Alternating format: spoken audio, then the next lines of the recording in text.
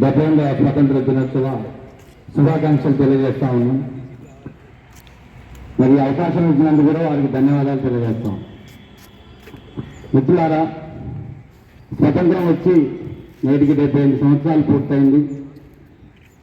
ఎంతోమంది త్యాగదనుల రక్తాన్ని చిందించి నాటి తెల్లదొరలు బ్రిటిష్ పాలనకు వ్యతిరేకంగా, నిర్బంధానికి వ్యతిరేకంగా మన స్వతంత్రం వస్తేనే మన దేశం సుభిక్షంగా ఉంటుందని చెప్పేసి ఆనాడు ఆశించినటువంటి అమరవీరుల త్యాగాల ఫలితంగా ఈరోజు మనం స్వతంత్ర వేడుకలను జరుపుకుంటున్నాం.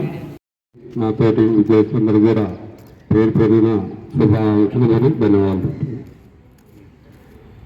ఇప్పుడు మనకు 77వ స్వతంత్రం పోయి 78లో అడుగుపెట్టినాము.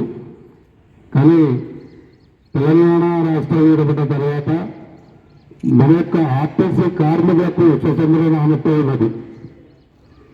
సమ్మెలో వేసినాం, తెలంగాణ సాధించుకున్నాం.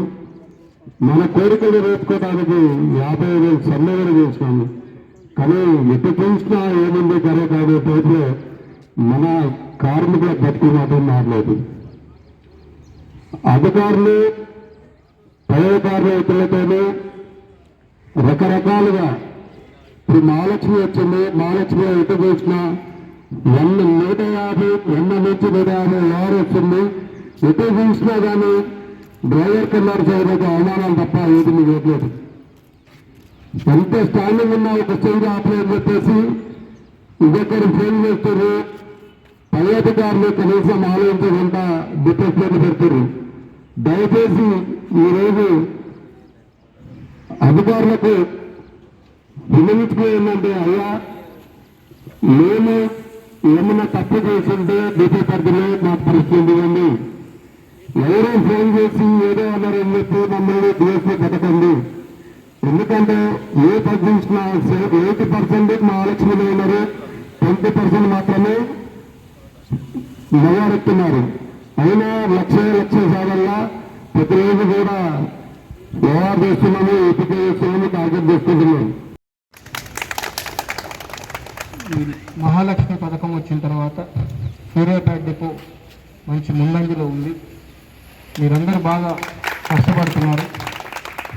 మీ అందరి సమిష్టి కృషితో డిపో ఇంకా ముందుకు వెళ్ళాలని, కార్పొరేషన్ కూడా బాగుండాలని కోరుకుంటూ ఇక్కడికి వచ్చి ఈ పతాకావిష్కరణ చేసే అవకాశం మీరందరూ నాకు ఇచ్చినందుకు ధన్యవాదాలు తెలుపుకుంటూ ముగిస్తున్నాను. నెక్స్ట్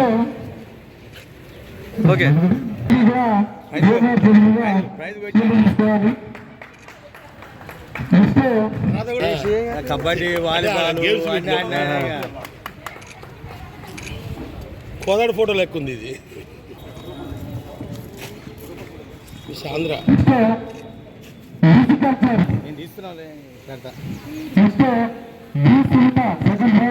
కొంచెం పక్కకు శంకర్ 176,497 300 రోజులు డ్యూటీ చేశారు అవుట్ ఆఫ్ 365 డేస్ కి. Next GS Reddy, Ramachandru,